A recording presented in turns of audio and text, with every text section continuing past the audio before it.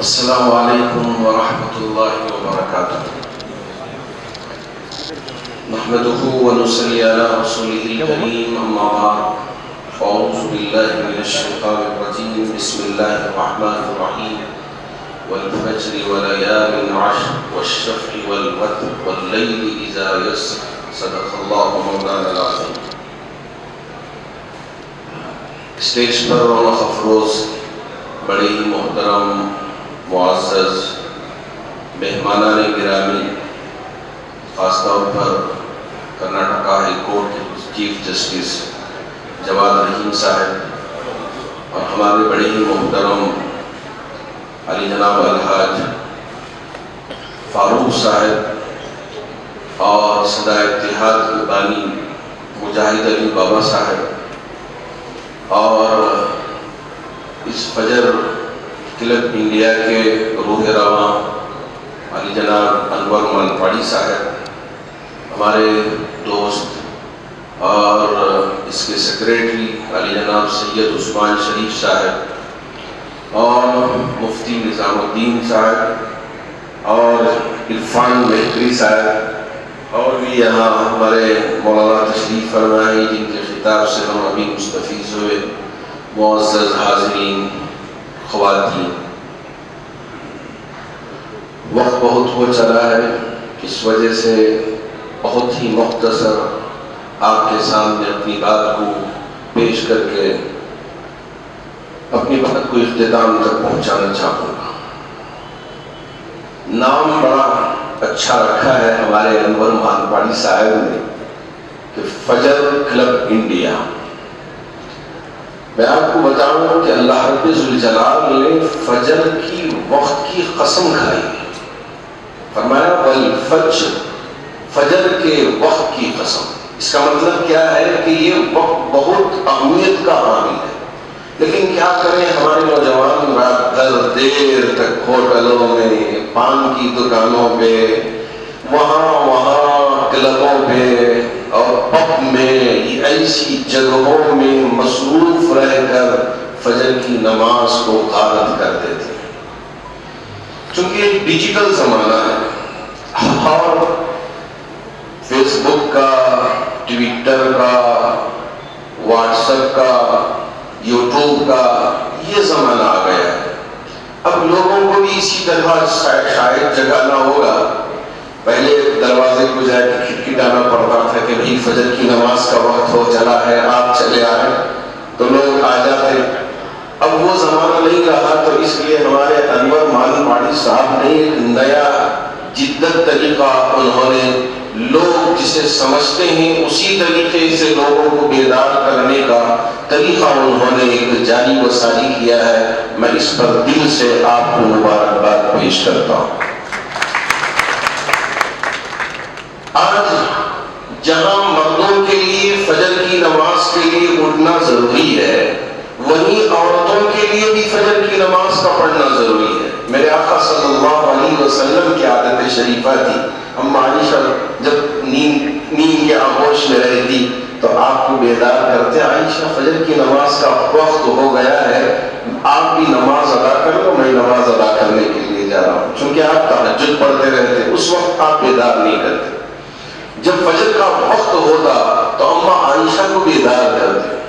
اسی لیے آپ علیہ السلام نے فرمایا، بخاری شریف کی باب التہجد میں یہ حدیث امام بخاری نے درج فرمایا ہے، اللہ کے رسول علیہ السلام نے فرمایا کہ فجر کی نماز کے وقت میں اگر کوئی مسلمان فجر کی نماز کو چھوڑ کر سوتا رہے گا، یا میرے اللہ، مجھے بیان کرتے ہوئے بھی ڈر ہو رہا ہے کہ آپ علیہ السلام نے فرمایا کہ ایسے شخص کے کان میں شیطان پیشاب کر دیتا ہے۔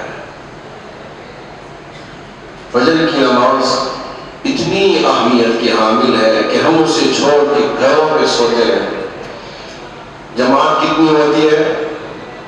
او صف، آدھی صف، ایک صف، جبکہ اگر لوگ اٹھ کے آئیں گے نماز کے لیے تو مسجد بھر جائے گی۔ میں آپ سے کہنا چاہوں گا، چونکہ تعاونوا علی البر والتقوی ولا تعاونوا علی الاثم والعدوان، دوسرے کا تعاون کرنا یہ رب کا حکم ہے، گناہوں میں نہیں۔ ارے بھائی دیکھو وہاں ننگا ناچ ہو رہا ہے اور لڑکی ناچ رہی ہے، وہ ہیروئن آئی ہے، ہیرو آیا ہے، تو ہمارے نوجوان دوڑتے چلے جاتے ہیں۔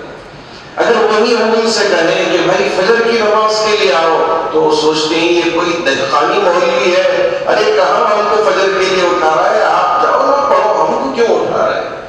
نعوذ باللہ من ذالک۔ ایسا نہیں ہے کہ مسلمان ہم اس کو سمجھتے ہیں وہ جو بڑی گاڑی رکھ لیتا ہے، جبہ پہن لے، امامہ پہن لے، یہ تو بڑا مسلمان۔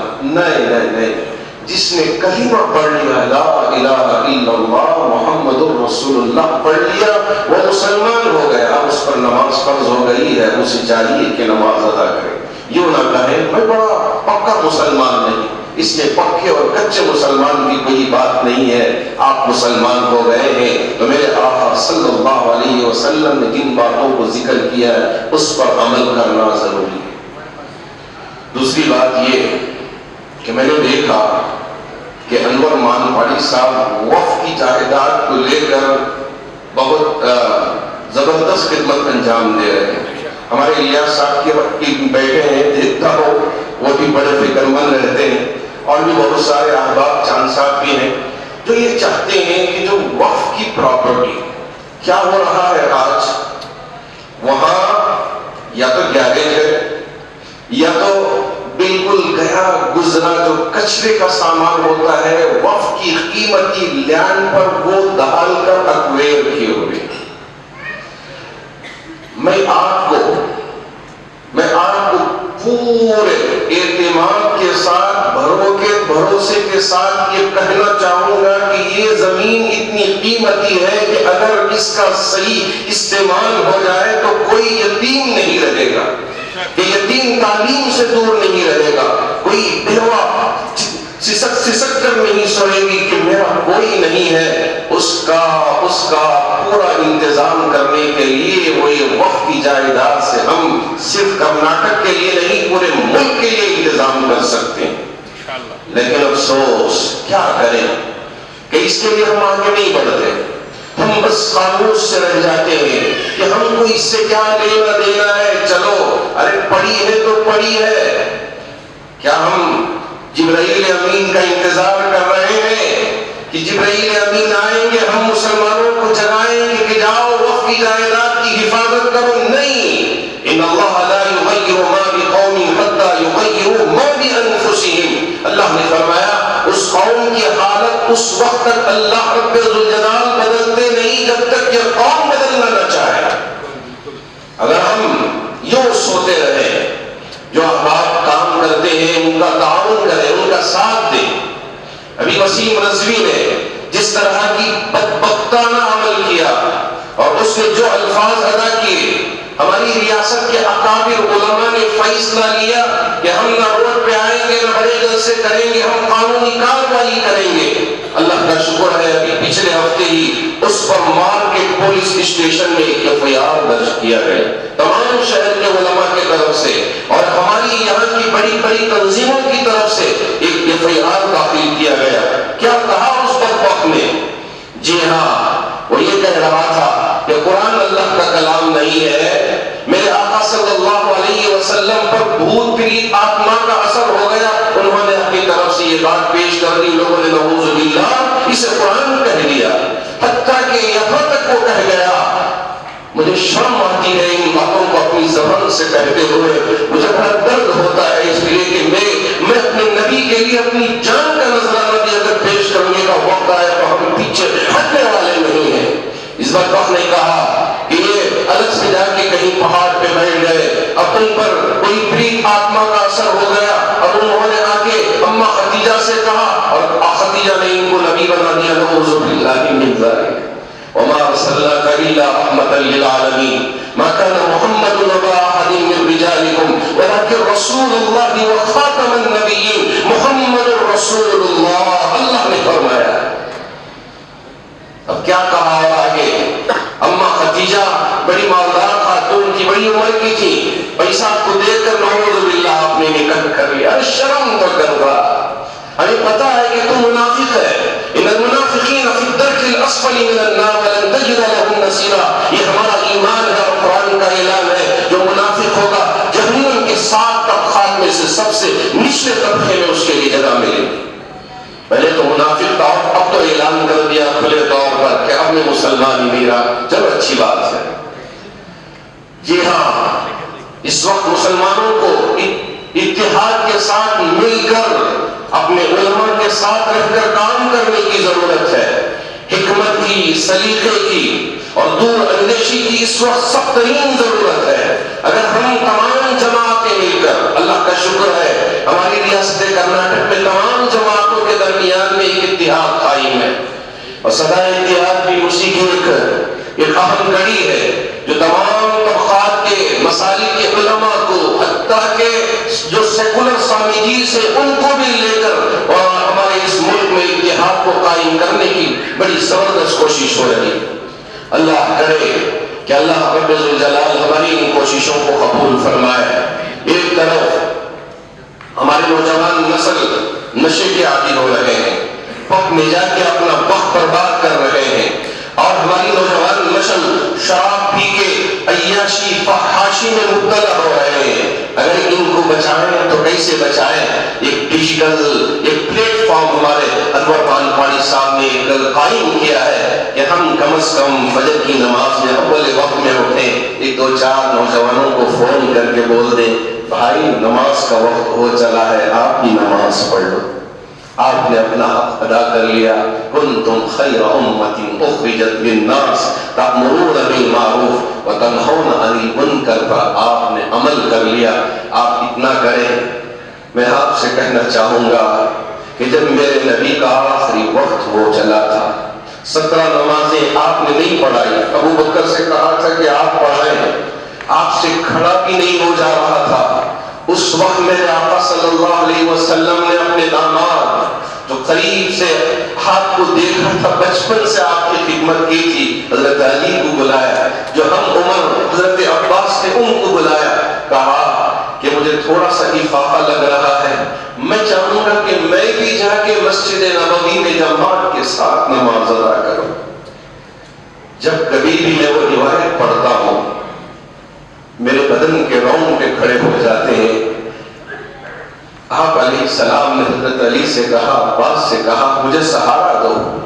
آپ نے دونوں کے کندھوں پہ ہاتھ رکھ کے زمین پہ پیر گھسیٹتے ہوئے مسجد نبوی میں تشریف لائے اور امت کو یہ پیغام دیا کہ دیکھو جماعت کی نماز کتنی اہمیت کی حامل ہے، مجھ سے کھڑا نہیں ہو جا رہا ہے پھر بھی میں مسجد میں نماز ادا کرنے کے لیے آ رہا. آپ اس سے غفلت نہ برتیں، تساہل نہ برتیں، اہمیت کے ساتھ نماز ادا کرنے کی کوشش کریں. میرے آقا صلی اللہ علیہ وسلم جب مسجد نبوی میں آئے، ابو بکر کی نظر پڑی تو سوچا کہ میں پیچھے ہو جاؤں، اس لیے کہ نبی امامت کے حقدار ہیں، آپ نماز پڑھائے، میں آپ کی اقتداء میں نماز ادا کروں. دور سے ہی اشارہ کر دیا ابو بکر نا اب آپ نماز پڑھائے، ہم پیچھے آپ کی اقتداء میں نماز ادا کریں. یہ میرے نبی کی تعلیمات تھی جسے آپ نے ہمارے لیے عطا کیا. آج امت کے نوجوان اپنی زندگی کو عیاشی میں فحاشی میں اتنا مبتلا کر لیا اور یہ سوچنے لگے کہ میں فقط نام کا مسلمان ہوں تو کافی ہے. نہ بابا نہ، ہماری زندگی میں سچائی آئے، نبی کی تعلیمات آئے. بس میں ان چند کلمات کے ساتھ جو یہاں قرآن کے سلسلے میں مولانا نے بڑی قیمتی باتیں ارشاد فرمائی، ان باتوں پہ بھی آپ عمل کریں. اور یہ خوشخبری بھی آپ کو سنانا چاہوں گا کہ جامع العلوم شاہین حفظ القرآن پلس کا اس وقت ماشاءاللہ انعقاد عمل میں آیا ہے. ہمارے وہ طلبہ جو حفاظ پکے حافظ جن کے 20 دور 25 دور ایک بیٹھک میں بیٹھ کے انہوں نے قرآن اپنے استاد کو سنایا ہو، اگر ایسے طلبہ ہمارے پاس آئیں، مولوی کورس نہ پڑھنا چاہیں تو ایسے طلبہ تو ہمارے پاس آئیں، ہم ان کو 9, 10, 11, 12 نیٹ CET کی تعلیم دیں گے. جی ہاں، قوم کے ایسے مالدار افراد ہیں، اگر آپ کے پاس فیس دینے کی سکت نہیں ہے، کوئی بات نہیں ہے، آپ کو گود لیں گے، آپ کی کفالت لیں گے، آپ آگے ایک اچھے UPSC ایگزام میں اپیئر ہو کر نمبرات لے کے قوم کی خدمت کرے، ملک کی خدمت کرے. ڈاکٹر بنے تو ایسے نہ بنے کہ آپریشن کی ضرورت بھی نہ ہو، لیکن پیسے لینے کے لیے ہم غیر ضروری آپریشن کر کے انسان کو تکلیف پہنچائے تاکہ آپ کے پیسے مل جائے. ایسے ڈاکٹر نہیں، انسانیت کی خدمت کرنے والے ڈاکٹر بن کے سامنے آئے. اس سلسلے میں اللہ کا شکر ہے ہماری کوششیں ہیں. میں ہمارے حفاظ سے بھی یہ کہنا چاہوں گا کہ آپ اگر ہمارے ادارے میں آ کے پڑھنا چاہیں، ہم اہلاً وسہلاً مرحبا کہیں گے. آپ آئیے، آپ کو انشاءاللہ رہنے کا، پڑھنے کا اور آپ کے سارے نظام کا بہترین یعنی ہائی فرسٹ کلاس کا انتظام کیا گیا ہے. آپ آئے، ہمارے ادارے میں پڑھیں اور یہاں سے آپ فارغ ہو کر تشریف لے جائیں. اللہ ہماری ان تمام کوششوں کو شرف قبولیت عطا فرمائے، امت میں اتحاد پیدا فرمائے، امت میں جھوٹ پیدا فرمائے، حسد سے، دھوکے سے، دغا بازی سے پوری امت کی حفاظت فرمائے. میں شکر گزار ہوں جناب انورمان پڑی صاحب کا کہ انہوں نے ماشاءاللہ یہاں اس اہم پروگرام میں مجھے آنے اور یہاں آپ کے سامنے کچھ باتیں کہنے کا آپ نے موقع دیا. اللہ اسی طرح ہم سب مل کر قوم و ملت کی خدمت کریں، اس کی توفیق عطا فرمائے. آمین. وآخر دعوانا الحمدللہ رب العالمین.